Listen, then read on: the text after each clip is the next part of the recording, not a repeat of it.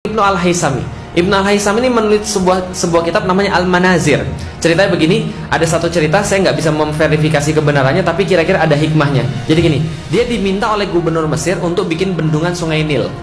Sampai di Sungai Nil, karena dia aslinya bukan ahli mata, dia ahli arsitek, teknik sipil. Ketika dia sampai di sana, dia lihat, saya disuruh apa? Buat bendungan Sungai Nil. Gila, itu aja orang zaman dulu bisa buat piramid, itu aja nggak bendung Sungai Nil. Paham maksudnya? Yang bisa buat piramid aja nggak bendung Sungai Nil. Berarti mereka nggak bisa bendung Sungai Nil. Apalagi saya nggak bisa. Langsung dia dipenjara. Di penjara yang kamarnya gelap itulah dia nggak bisa melihat apa-apa. Di satu waktu yang sangat terik sekali, dia bisa melihat satu gambar yang membuat dia sangat terpesona. Dia mempelajari tentang teori-teori pemantulan cahaya dan mata. Akhirnya dia menulis satu buku di dalam penjara itu namanya Al-Manazir. Di dalam buku itulah dia menjelaskan teori refraksi, teori kemudian pantulan-pantulan cahaya, sekaligus menciptakan sebuah alat yang namanya kumroh, yang sekarang kita kenal dengan nama kamera. Berarti yang hobi selfie, tolong ucapkan terima kasih pada Ibnu Al-Haythami. Makasih, gitu kan ya, karena dia sudah menciptakan seperti itu. Nah, jadi kumroh itu cara kerja seperti apa? Jadi gini, kalau ada ruangan gelap, walaupun ada satu titik kecil, dia bisa kemudian memantulkan apa yang terjadi di luar masuk ke dalam. Kalau dibalik jadi proyektor yang dalam gelap yang memantulkan keluar. Bisa difahami Bapak sekalian? Kalau nggak difahami, nasib, berarti Anda pasti tidur pas pelajaran fisika, gitu ya. Dia menjelaskan tentang mata dan dia menjelaskan tentang operasi katarak. Siapa namanya? Ibnu Al-Haythami. Dunia mengenal lagi daripada peradaban episode ketiga ini. Ada yang namanya Abu Qasim Al-Zahrawi, dikenal oleh orang-orang barat dengan nama Al-Bukasis. Dia menulis tentang satu kitab namanya At-Tasrif, tentang dasar-dasar ilmu bedah. Dan dia adalah orang yang pertama kali membedah orang. Dan dalam buku itu dia menulis 72 alat-alat bedah yang sampai sekarang masih dipakai. Dan kalau Anda mau pergi ke museum, di Turki ada museum tentang alat-alat kesehatan, Abu Qasim Al-Zahrawi. Inilah kemudian orang yang berikutnya. Siapa lagi kita kenal? Kota-kota hebat, misalnya kota seperti misalnya di Mesir, kota-kota Istanbul. Ngomong-ngomong Bapak Ibu sekalian, ketika Eropa lagi nggak pernah mandi dan mereka banyak penyakit gara-gara nggak pernah mandi, Anda tahu pada abad-abad gelap tahun 1300-an, tahun 1400-an di Prancis itu sepertiga penduduk mati gara-gara wabah pes. Nah, kenapa wabah pes? Nggak pernah mandi.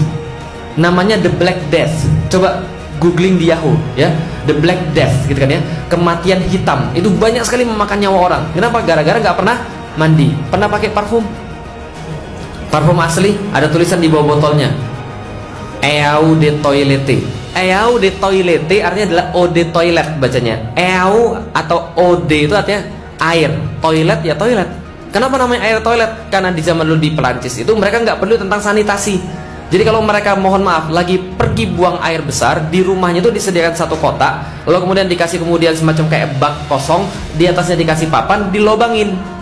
Kadang-kadang lubangnya satu, lubangnya dua, biar bisa bareng-bareng. Wah, Ibu sekalian. Nah, jadi kadang-kadang gitu. Nah, setelah itu kemudian mereka buang di situ, mereka biarkan, dan kadang-kadang mereka buang di tengah jalan.